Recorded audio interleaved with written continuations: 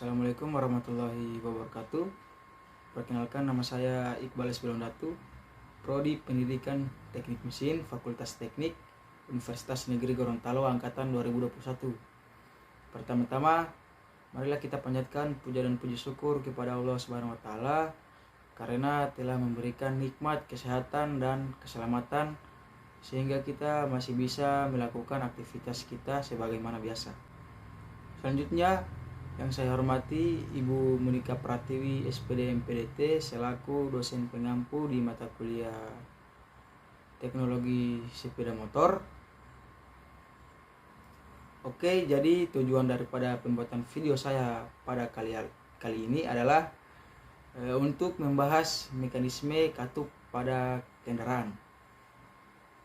Oke, sebelum masuk pada pembahasan lebih dalam lagi, kita harus perlu mengetahui fungsi dari katup. Jadi katup ini ada dua macam, yaitu katup masuk dan katup buang. Jadi fungsi dari katup masuk adalah untuk memasukkan campuran bahan bakar dan udara melalui langkah hisap. Kemudian fungsi dari katup buang adalah untuk membuang gas-gas sisa dari hasil pembakaran dari ruang bakar pada saat langkah buang. Ya. Oke, selanjutnya kita masuk pada konstruksi katup. Jadi katup ini memiliki konstruksi atau komponen-komponen seperti batang katup, permukaan katup, dan kepala katup. Jadi masing-masing komponen ini memiliki fungsinya. Jadi fungsi dari batang katup ini adalah sebagai penyalur tekanan dari rocker arm. Kemudian fungsi dari permukaan katup untuk mencegah terjadinya supaya tidak ada kebocoran pada saat katup tidak membuka. Selanjutnya, konstruksi dari kepala katup adalah sebagai bagian yang langsung bertemu dengan ruang bakar. Selanjutnya, kemudian ukuran kepala katup ini ada dua, yaitu ukuran yang besar adalah katup masuk dan yang ukurannya kecil adalah katup buang. Selanjutnya, saya akan menjelaskan mekanisme katup. Jadi, mekanisme katup yang pertama adalah OHV atau overhead valve. Kemudian ada SOHC atau single overhead camshaft. Dan yang terakhir adalah DOHC atau double overhead camshaft. Oke, jadi mekanisme katup OHV ini adalah jenis yang masih menggunakan pengangkat katup dan menggunakan push rod untuk menggerakkan rocker arm agar supaya dapat mendorong katup atau klep. Jadi cara kerja daripada mekanisme katup overhead valve ini adalah camshaft berputar menggerakkan push rod dan penggerak katup sehingga bergerak ke atas, kemudian menyentuh rocker arm, sehingga rocker arm itu dia menekan si klep atau katup.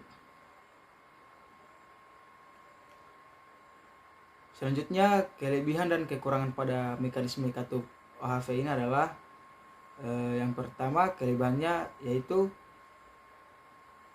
aliran udara langsung dapat masuk ke ruang bakar dari silinder head. Kemudian efisiensi lebih baik karena posisi busi berada di atas silinder. Kemudian tekanan hasil pembakaran dapat mendorong piston dengan sangat-sangat optimal. Kemudian lebih tahan dalam jangka waktu pemakaian yang lama. Kemudian lebih awet dan kuat. Selanjutnya, kelemahannya itu adalah puncak putaran mesin sangatlah rendah. Kemudian hanya bisa memakai dua katup atau silinder. Kemudian bentuk mesin yang lebih besar dan lebih boros. Selanjutnya, mekanisme katup SOHC ini atau single overhead valve adalah mesin yang hanya menggunakan satu camshaft untuk menggerakkan rocker arm agar dapat merubah putaran camshaft menjadi naik turun untuk menggerakkan katup atau klep. Jadi pada sistem SOHC ini dia hanya memiliki satu camshaft untuk menggerakkan rocker arm, dan posisi camshaftnya itu sudah berada di atas dibandingkan dengan sistem OHV tadi, dan dia sudah tidak menggunakan lagi push rod dan penggerak katup. Kemudian kelebihan daripada sistem SOHC ini adalah sistem ini memiliki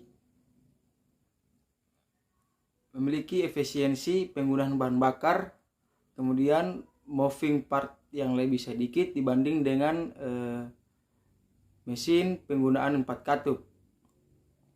Kemudian biaya maintenance-nya dan produksinya lebih terjangkau. Selanjutnya, kelemahannya adalah tenaga dan putaran mesin yang dihasilkan memiliki titik puncak yang lebih rendah daripada mesin dengan sistem katup DOHC. Karena mesin ini menggunakan 2 buah katup, yaitu katup masuk dan katup keluar. Besar jumlahnya udara yang masuk tidak maksimal. Contoh mesin sistem SOHC ini terdapat pada motor bebek. Selanjutnya adalah modifikasi SOHC menjadi 4 katup atau menjadi 4 klep. Jadi pada mesin SOHC ini dia sudah dimodif menjadi 4 katup, dan ini yang terjadi perubahan pada rocker arm menjadi bercabang dan membuat mesin SOHC ini memiliki 2 katup masuk dan 2 katup buang. Selanjutnya kelebihan dan kelemahan modifikasi mesin 4 katup ini adalah yang pertama yaitu mampu menghasilkan tenaga yang sama dengan mesin DOHC untuk penggunaan harian. Dan kelemahannya adalah dengan bertambahnya jumlah katup menjadi 4, itu membuat konsumsi bahan bakar dan power yang dihasilkan pada putaran rendah itu menjadi kurang efisien dibanding dengan penggunaan 2 katup. Di samping itu, penggunaan rocker arm membuat mesin ini tidak mampu mencapai RPM yang maksimal. Selanjutnya kita masuk pada mekanisme katup yang ketiga, yaitu sistem DOHC atau double overhead camshaft, yaitu mesin yang sudah menggunakan 2 camshaft pada satu sistem head engine. Jadi masing-masing klep itu dia memiliki 1 camshaft. Ada yang 1 camshaft untuk masuk dan 1 camshaft lagi dia untuk buang. Contoh penggunaan mesin sistem DOHC ini itu ada pada motor Suzuki Satria FU terbaru. Kemudian kelebihannya adalah tidak adanya komponen rocker arm yang membuat respon atau katup lebih maksimal. Kedua aspek ini yang memberikan mesin DOHC memiliki torsi dan RPM puncak yang lebih tinggi. Kemudian konsumsi BBN yang lebih efisien pada putaran menengah ke atas dibandingkan dengan mesin yang menggunakan 1 katup. Dan kekurangannya adalah penggunaan bahan bakar yang tidak efisien dan mesin yang kurang responsif pada RPM rendah, dikarenakan mesin memiliki 4 katup yang dimana setiap katup memiliki per atau spring yang harus ditekan di setiap putarannya. Kemudian ditambah lagi dengan komponen-komponen lain seperti 2 camshaft beserta gear yang menyebabkan lebih banyak terjadinya gaya gesek. Hal ini menghasilkan kebutuhan daya yang lebih tinggi untuk menyelesaikan setiap siklus DHOAC ini. Mungkin itu materi yang bisa saya sampaikan. Lebih dan kurangnya saya mohon maaf. Wabillahi taufiq wal hidayah. Wassalamualaikum warahmatullahi wabarakatuh.